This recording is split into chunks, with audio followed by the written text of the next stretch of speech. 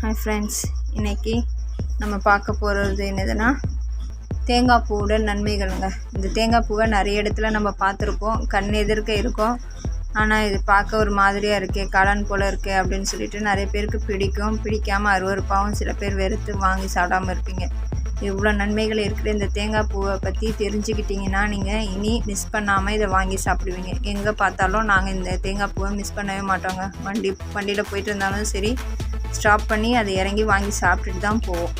அவ்வளோ ஒரு டேஸ்ட்டாகவும் இருக்கும், சுவையாகவும் இருக்கும். ஸோ இந்த தேங்காய் பூவில் எத்தனை நன்மைகள் இருக்குன்ட்டு நீங்களே பாருங்களேன். தேங்காய் விளைச்சலில் நம்மளுடைய இந்தியா 2வது இடத்துல இருக்குது. ஒரு தென்னை மரத்துலேருந்து வரோம் எல்லாம் போடலாம், ஏதாவது ஒரு மருத்துவ குணம் இருக்குங்க.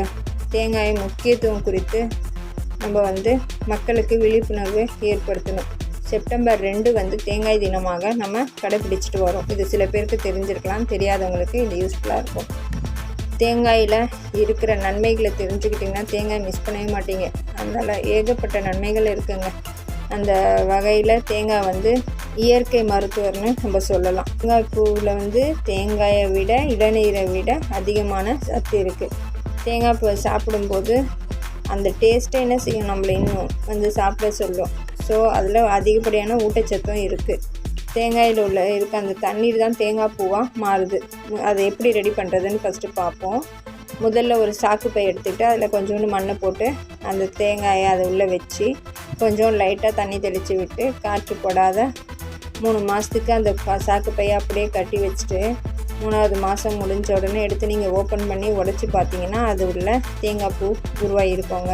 இதை தான் தேங்காய் பூ முட்டைன்னு சொல்கிறோம். இதில் அதிகமாக ஆரோக்கியம் இருக்குதுன்னு சொல்லியிருக்கோம். தேங்காய் பூவிலேருந்து கிடைக்கும் நன்மைகளை இப்போ நம்ம பார்ப்போம். தேங்காய் பூவில் முக்கியமான என்ன இருக்குன்னா நார்ச்சத்து, நீர்ச்சத்து அதிகமாக இருக்குது. இப்பொழுது இருக்கிற இதுக்கு தேவையான சத்து நம்ம இந்த 2 சத்தும். இப்போ செரிமான தன்மையை அதிகப்படுத்த, மலச்சிக்கல் ஏற்படாமல் தடுக்க இதெல்லாம் நம்மளுக்கு இந்த தேங்காய் பூவில் அதிகமாக இருக்குங்க. நமக்கு எதிர்ப்பு சக்தி அதிகரிக்கக்கூடிய ஒரு கலவையாகவும் இந்த தேங்காய் பூ இருக்குது. கோடை காலத்துலலாம் நம்மளுக்கு சிறுநீர் கற்கள் அதிகமாக ஏற்பட நிறைய பேருக்கு வாய்ப்பு இருக்குது. அந்த டைம்லலாம் நம்ம என்ன செய்யறோம்னா அடிக்கடிக்கு இந்த தேங்காய் பூவை சாப்பிட்றதுனால நம்ம உடம்பு ஒரு புத்துணர்ச்சியாகவும் அதிக ஆற்றல் கொண்டதாகவும் இருக்கும். சிறுநீரக நோய் மற்றும் சிறுநீர் பையில் தொற்று ஏற்படாமல் இந்த பூ நம்மளை பாதுகாக்கும். இளமையை மீட்டு தரோங்க. இளமைன்றது அப்படியே ஒரு இளம் வயசாகவே இருக்கும். எவ்வளோ வயசானாலும் நமக்கு தெரியாது. இது வாரத்தில் ஒரு டைமோ 2 டைமோ சாப்பிட்டுக்கிட்டே வந்தீங்கன்னா நல்ல ஒரு ஹெல்த்தியாக இருக்கும். செல்களுக்கு தேவையான ஆக்சிஜன் அளவையும் நோய் எதிர்ப்பு சக்தியும் கூட்டுவதற்கு இது உதவுதுங்க. கொலஸ்ட்ரால், நல்ல கொலஸ்ட்ரால்னால் பொதுவாக நமக்கு தேவையான கொலஸ்ட்ரால், நல்ல கொலஸ்ட்ரால், கெட்டது கொலஸ்ட்ரால்னு இப்போ சொல்கிறாங்க.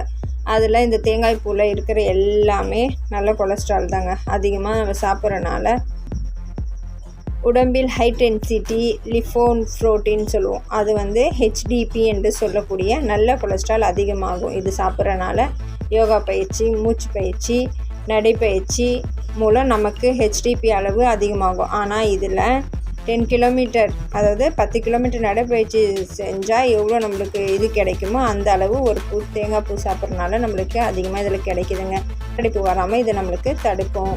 தேங்காய் பூவில் காப்பர், அயன், ஜிங்க்கு இது 3மே அதிகமாக இருக்குது. அதனால் சிவப்பணுக்கள் எண்ணிக்கை அதிகமாகுது. ஃபேட்டி ஆசிட் குறைவாக இருக்கிறது இதில். அதனால் நீங்கள் தாராளமாக இதை கெட்ட கொழுப்புலாம் நினச்சி சாப்பிடாமல் இருக்காதீங்க. சாப்பிட்லாம், உடம்புக்கு இது ரொம்ப நல்லது. ரத்தத்தில் சர்க்கரை அளவை கட்டுக்குள் வைக்குதுங்க. நம்மளோட சுகர் லெவலை கண்ட்ரோல் பண்ணி வைக்குது. பீட்டா செல்களின் செயலாக்கம் ஏற்பட்டு நம் கணையத்தில் இருக்கிறோம் இன்சுலின் அளவை சுரக்க வச்சு ரத்தத்தில் உள்ள சர்க்கரையின் அளவை கட்டுக்குள் வைக்குது. கர்ப்பிணிகளுக்கு சிறந்த சத்துங்க. பெண்களுக்கு அதிகமாக ஏற்படும் பாதிப்புகளான முகப்பரு, தடிப்பு, கருவளையம் மற்றும் சுருக்கம், இது மாதிரி எந்த ஒரு இது இருந்தாலுமே இது சாப்பிட்றதுனால நம்மளுக்கு ஃபேஸ் நல்ல ஒரு லுக்னஸை கொடுக்கும். அந்த மாதிரி எந்த ஒரு ஃபேஸ் ஸ்கின் அலர்ஜியும் ஏற்படாமல் நம்மளை இது பாதுகாக்கும். அதாவது குழந்தை பிறந்தவங்களும் தாய்மார்கள் இதை சாப்பிட்லாம். மாதிரி ஏகப்பட்ட நன்மைகள் உள்ள இந்த தேங்காய் பூவை சொல்லிக்கிட்டே போகலாம். ஸோ இதோட இந்த வீடியோ நான் பதிவை முடிச்சுக்கிறேன். என்னுடைய வீடியோஸை தொடர்ந்து பாருங்கள், இன்ட்ரெஸ்டிங்காக இருக்கும். இன்னும் வரக்கூடிய வீடியோஸ்லாம் மருத்துவ குணமும் இருக்கும், ப்ளஸ் விலாகும் இருக்கும். மிஸ் பண்ணாமல் எல்லா வீடியோஸையும் என்னுடைய ஸ்கிப் பண்ணாமல் பாருங்கள். அப்புறம் என்னுடைய ரிஷா சேனலை மறக்காமல் சப்ஸ்கிரைப் பண்ணுங்கள் ஃப்ரெண்ட்ஸ். இன்னொரு பதிவில் சந்திப்போம் நாளை. பாய்.